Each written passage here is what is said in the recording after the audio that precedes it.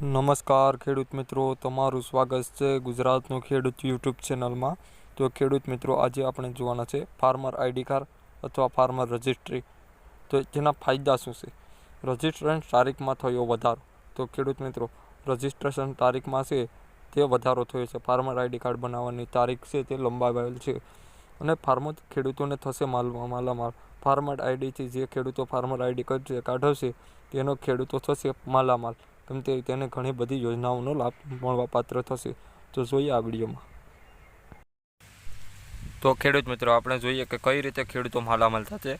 તો AgriStack project farmer registry, રાજ્યમાં ખેડૂતોને મળશે યુનિક ફાર્મર આઈડી। તો ખેડૂત મિત્રો, રાજ્યમાં છે ખેડૂતોને એક આધાર કાર્ડ જેવું છે યુનિક આઈડી મળશે।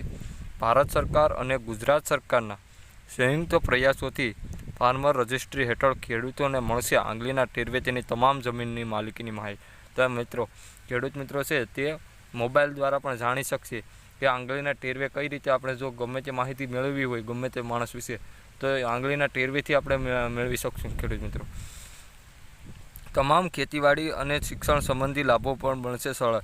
તો ખેડૂત મિત્રો, ખેતીવાડી અને તેના લગતું શિક્ષણ સંબંધી લાભો બનશે સરળ। રાજ્યમાં 15 ઓક્ટોબરથી થઈ હતી ખેડૂત નોંધણી। તો ખેડૂત નોંધણી છે તે 15 ઓક્ટોબરથી શરૂ થઈ હતી અને છેલ્લી તારીખ છે તે 30 નવેમ્બર સુધી રાખવામાં આવી છે। તો 25 નવેમ્બર પહેલાં પીએમ કિસાનના લાભાર્થીઓને કરવાની થશે નોંધણી। તો 25 નવેમ્બર છે તેની પહેલાં પીએમ કિસાનના લાભાર્થીઓ છે તેને ખેડૂત નોંધણી કરાવવાની થશે। ભારત સરકારે પીએમ કિસાનના આગામી ડિસેમ્બરના હપ્તા માટે ખેડૂત આઈડીની નોંધણી કરવી અગત્યની। તો જે 2000ના લાભાર્થીઓ છે તે 2000નો હપ્તો મેળવે છે તેને આ નોંધણી કરવી છે તે ફરજિયાત છે। પોર્ટલ અને મોબાઈલ એપ્લિકેશનથી દરેક ગ્રામ પંચાયતમાં થશે નોંધણી।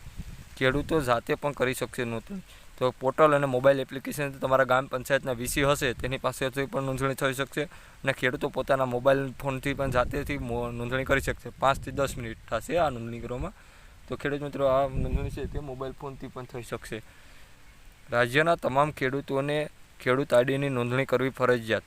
તો રાજ્યના તમામ ખેડૂતો છે એને આ નોંધણી કરવી ફરજિયાત છે, નહીં તો તમને 2000 રૂપિયાનો હપ્તો નહીં મળે। તે શું કે સરળ વાત છે।